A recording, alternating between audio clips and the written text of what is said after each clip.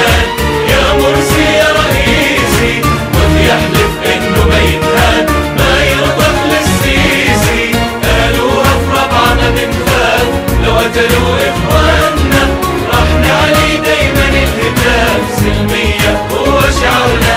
قالوها في كل الميادين لو قتلوا اخواننا، راح نعلي دايما الهتاف سلمية هو شعارنا. الشعب بيهتف في الميدان يا مرسي يا رئيسي، وبيحلف انه ما ينهان ما يرضى للسيسي. تحدي كبير وانتوا قادرين تواجهوا هذا. ازاي نحافظ على الثورة؟ ازاي ما تتسرقش مننا الثورة؟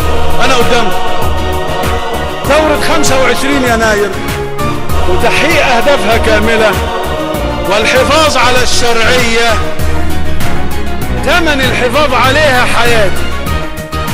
حياتي انا. الشعب المصري كله فداك ما يتخلى عنك، كل الأمة ماشية وراك تطلب حاكم زيك. الشعب المصري كله فداك ما يتخلى عنك، كل الأمة ماشية وراك تطلب حاكم زيك. يا مصري يا ابن الأحرار احكيها في وش العسكر، راح نبقى دايما سوار ونرد اللي يتكبر.